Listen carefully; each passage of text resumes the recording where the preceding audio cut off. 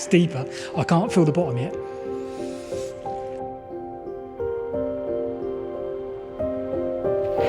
Oh, you must be fit. I'm gonna need a water break.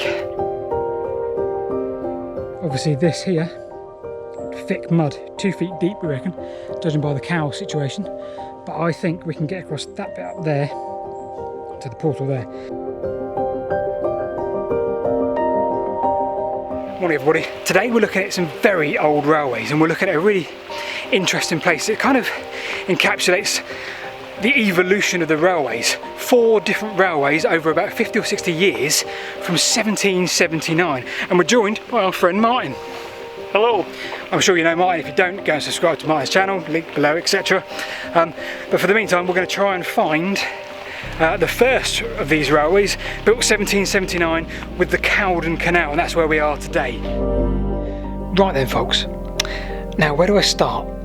I've done a fancy graphic for this video because I'm genuinely excited about this place, and I really want to ensure that you get the right context of where we are against what you're seeing at the time. So when the Caldon Canal was built, a rather primitive railway was also built as part of the Act of Parliament at the same time. So limestone was to be brought from the quarries in the east to the canal in the west. Now over the space of the next 70 years that didn't change, that demand remained. But something else did change, and that was the development of the railways. The 3 or 4 mile stretch between the quarry and the wharf of the canal saw 4 different railways between 1779 and 1847, and that is what I am really quite excited about. So let's go and have a look and see what we can find today.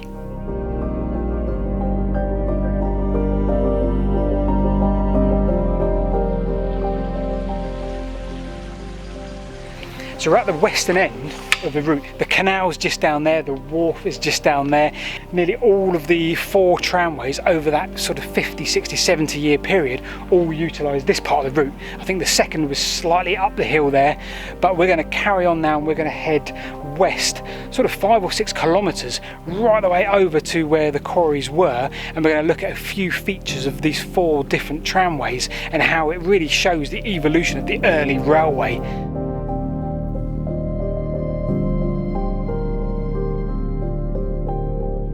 So we're now on the northern route. The northern route was the first route. So this was built and authorised in the Act of Parliament 1776, so built 3 or 4 years later with the canal, so the same time as the canal.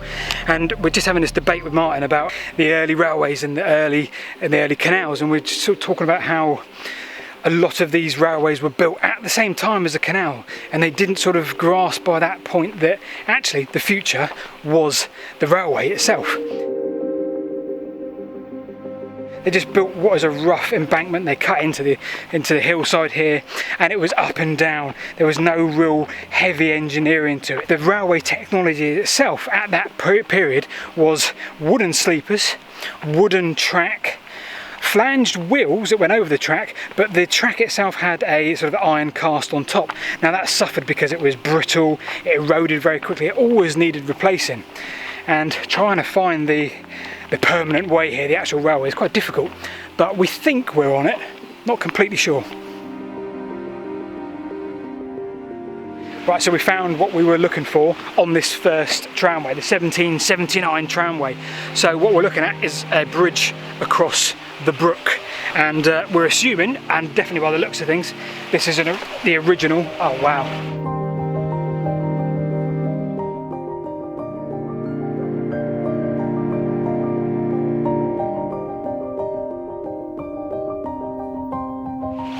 So that's a treat and a half. Lovely archway through there under the brook. Original 1779. A few features that have obviously probably been updated, including the brickwork on the inside, but nevertheless, also 2 arches. What's that other arch for? We're thinking just a walkway, but why would you have the walkway along the brook? Not sure. Anyway, we're now going to head and try and find some of the other tramway routes. This has been the first of 4.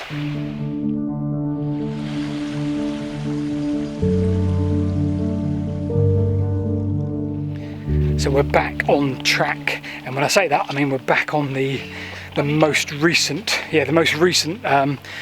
tramway here. Now, part of the reason we wanted to come here, and we've been looking at this for years on the old map, thinking we must do that one day, is because it does give you such a span of the railway evolution from the 1779, when they were building it to support the canal, to this one, which is 1847. So you're sort of 20-25 years into proper railways then.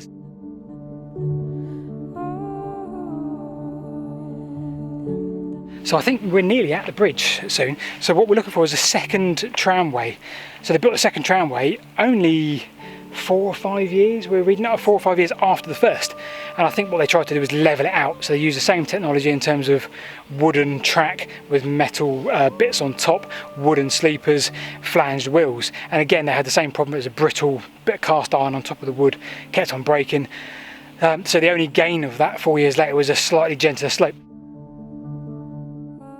This is the alignment, just down there is the alignment of the second tram route, built 1783, and it goes through this route here. Now what we've got to remember is when we're looking that way, we're not looking at a bridge that was needed, because the embankment above us there was built 65 years after this tram road was here. So they didn't need to accommodate this tram road because it was gone, it was not in existence anymore.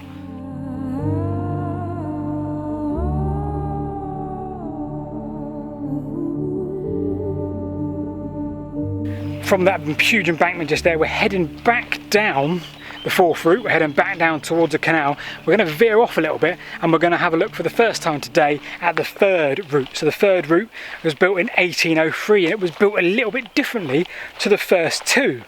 So because the brittle railways of the early or the late 1700s with the wood and the cast iron plate on top were pretty rubbish in terms of their quality and durability, they decided to go with the new method of building tramways, which was a stone in the ground, and you'd place your cast iron plate, if you will, the L-shaped plate, so you could have non-flanged wheels and they would just sit either side. And we've got some steep steps. Martin's just come up here like a spring chicken.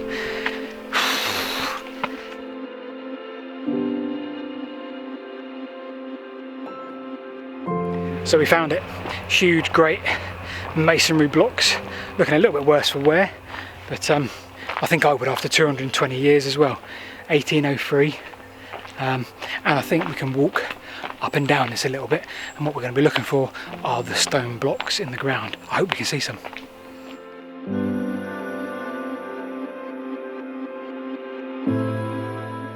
But the old house just there, we assume was like a winding house, and we met a little old lady there who obviously lives there now, and she was telling us, unfortunately there's not a lot to see here in terms of the stonework and that, but she was telling us these fascinating stories. So the guy that used to live there years and years ago, obviously when this tramway was in use, put a ticket with each of the wagons that was up here. It was his job to put a ticket and obviously mark how much was taken, almost like a toll to a degree. And yeah, that kind of information is fascinating. We're heading now back down towards the wharf before the last treat of the day, and the last treat of the day is the Trubshaw Tunnel. Now that was named after the guy that built, the local engineer that built the last tramroads, 1847, the fourth tramroad we've already been on, James Trubshaw I think, and they named the tunnel after him.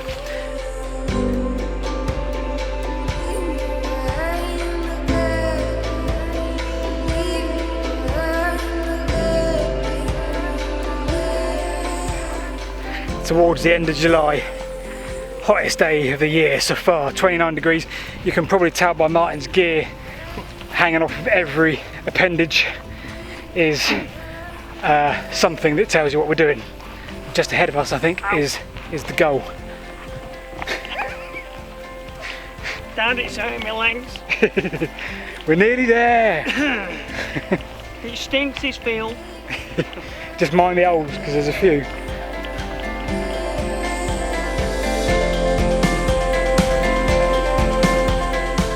So the first clue as to where we are is right in front of us. We've got a lovely embankment just over there, and it levels with the level of the land in front of us here, and then of course it goes to our left in the cutting.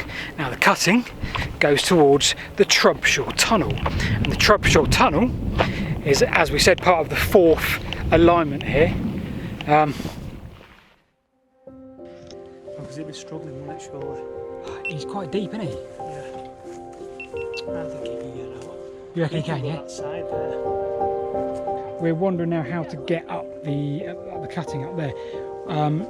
The other side could be an option.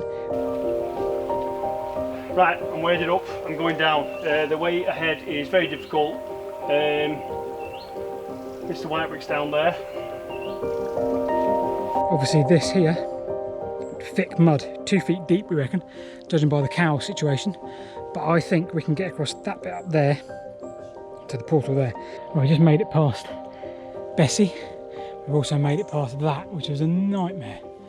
That outcrop there. Right, so turn the camera around. Martin's already zooming off up this way, which hopefully shows us it's a little bit drier underfoot, although there is a lot of water still in the middle.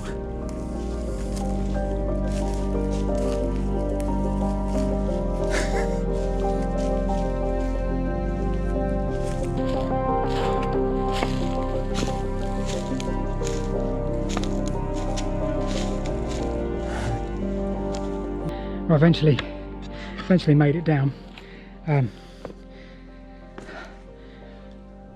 We ain't gonna get inside in a million years, because you can see by the level of the tunnel. Right, Paul's going to do a stick test on the mud. There's hard floor there. Yeah. So that alone there is 1.5 foot, say. That's deeper. I can't feel the bottom yet. Yeah, 2 feet, 1.5 foot. Yeah, you're struggling in that, aren't you? Completely struggling in that. That's a real... It's hard there. Yeah. Right, so we talked earlier about the over-engineering of the line. Well, this is 1, 2, 3, 4, 5, at least 5 bricks thick, deep.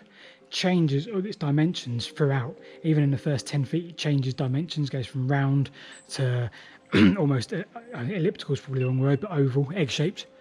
And this portal is seen better days. Right above your head, Martin, there are a couple of loose bricks and some. You know, you probably can't see it from some of the pictures we've overlaid, but what you can't see is how deep the mud is.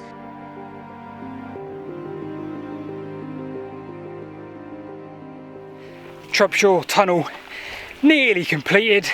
We got to the portal, we couldn't get inside, bit silly, bit mad. But hopefully you guys have enjoyed today. I've really enjoyed it myself, looking at the different styles of railways, the routes they took, and like this little area here between Caldon and Froghall, which is a little 5-mile trek, and it's got 70 years of railway evolution. It's a fascinating place. Big thanks to Martin for joining us today. Thank you, bye. And obviously bye from me and Rebecca. We'll see you next week, no doubt.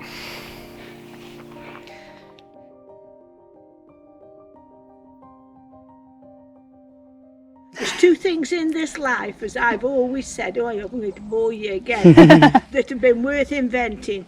One was electricity and the other was the pill.